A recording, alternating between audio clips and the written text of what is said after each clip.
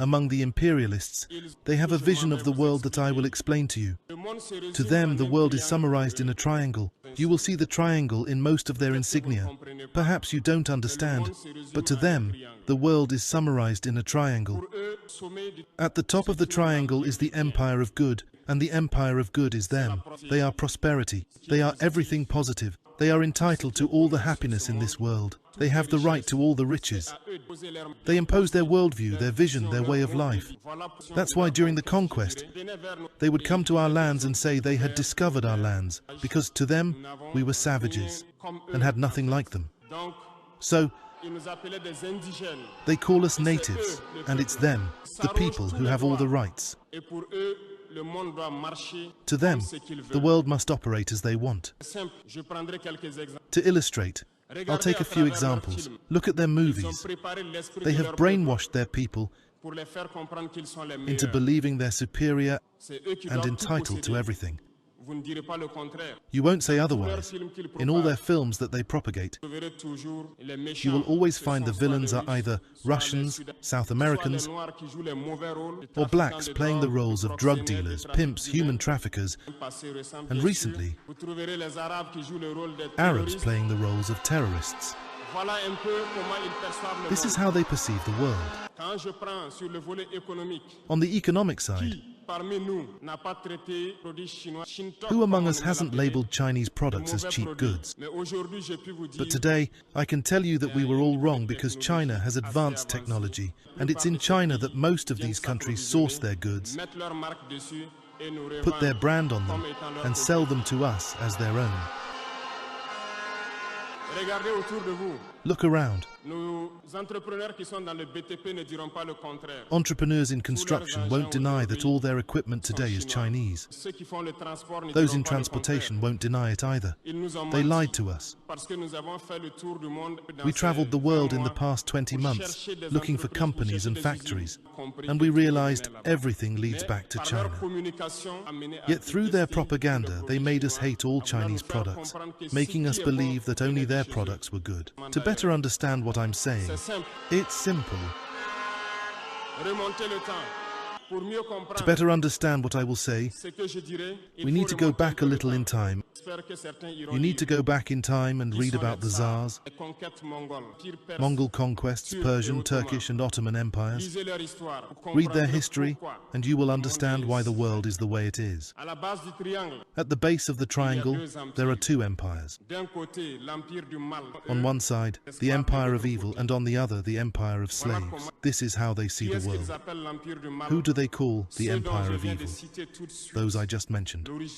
Go back in time, read, and you will understand why they see them as the empire of evil. They believe they must fight and eradicate the empire of evil because it embodies the devil. They communicate this and make their people understand it that way. This is why after World War II, in the 1980s, I will take the case of Russia. All schemes were implemented to collapse it under President Gorbachev, orchestrated by President Ronald Reagan. Three main strategies caught our attention. First, they went to Saudi Arabia and asked them to lower the oil price from $35 to $7 to collapse the Russian economy. Alongside that, remember something. The second strategy, they armed the Taliban, who were received by President Ronald Reagan at the White House with CIA-supplied Stinger surface-to-air missiles to fight the Russians. Later, they pretended to fight the Taliban themselves.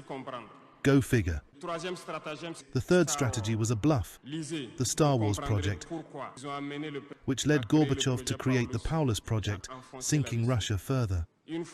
Once Russia collapsed, those who claimed to be the empire of good began to gloat until Vladimir Putin's team came to revive Russia.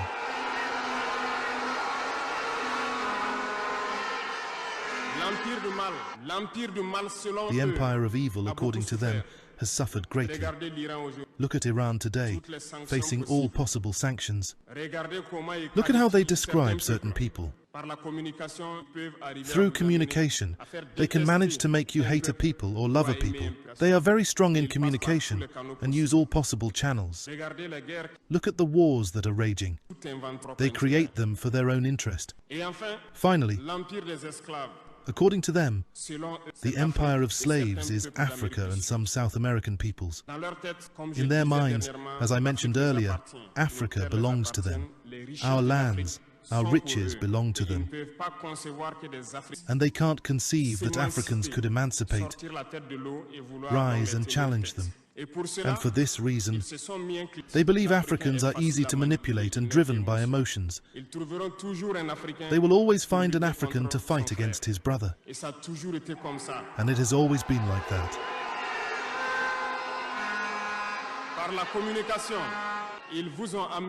Unfortunately, through their communication, they made us hate our own skin color.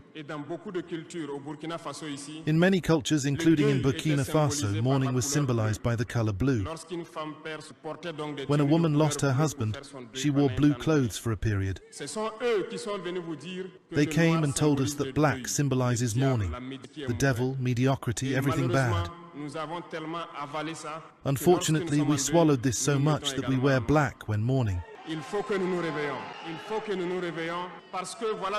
We need to wake up because this is how they see the world. They are the empire of good. Others are the empire of evil. And we are the empire of slaves. This is the imperialist worldview. You need to understand this.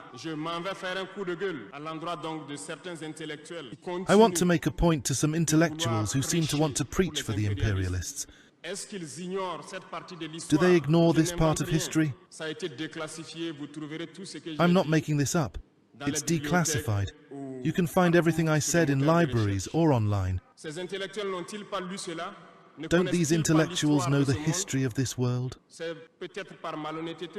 Maybe it's dishonesty, or a few dollars that make them preach for the imperialists.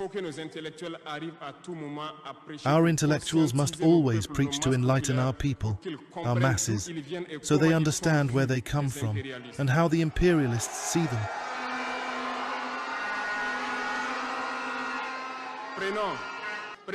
Let's take the example of some wars. You followed the Iraq War, a big lie about weapons of mass destruction. Some US senators did everything to get proof but couldn't. Remember, several people resigned from the CIA after this war. Evidence was fabricated with the help of Western secret services. We remember that Niger was accused at the time of selling uranium to Iraq. And the same scenario played out recently with accusations of clandestinely selling uranium to Iran. This is déjà vu. They made this claim but found no proof. Even the United Nations eventually found no tangible evidence of weapons of mass destruction. Their objective was to destroy Iraq, create the Islamic State just like they created the Taliban state in the 1980s. Armed them, and later pretended to fight them. Understand the game. This game has gone on too long. We need to wake up, understand, and fight for our future.